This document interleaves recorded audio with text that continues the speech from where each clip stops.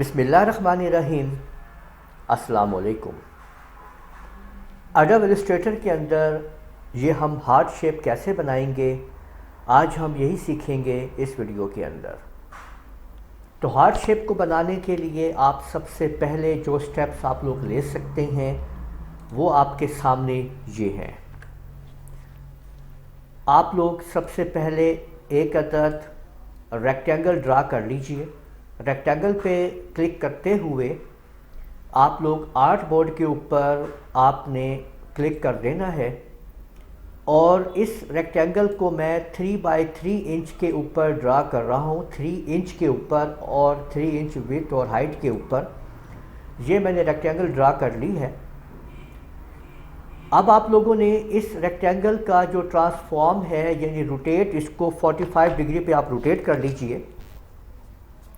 इसके बाद आपने पेन टूल को होल्ड करना है, यानी पेन टूल पे क्लिक कीजिए और साथ में इस बात को यकीन कर लीजिए कि आपके व्यू मेन्यू के अंदर स्मार्ट गाइड्स ऑन है। पेन टूल को यूज़ करना है और पाथ के ऊपर आके आल्ट का बटन होल्ड करेंगे तो ये आर्क के ऊपर आ जाएगा और आपने इसको ऊपर की तरफ लाना है और बीच में आपने शिफ्ट को होल्ड कर लेना है।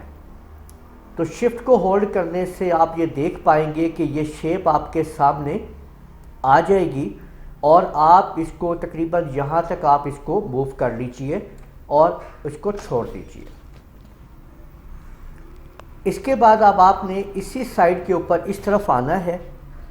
आल्ट के बटन से इसको ऊपर की तरफ कीजिए और शिफ्ट का बटन इसमें होल्ड कर लीजिए।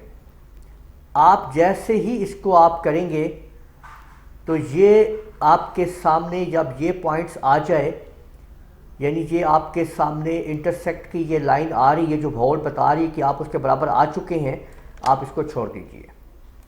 तो यूँ आप देख सकते हैं कि आपने हार्ट की शेप तैयार कर ली है।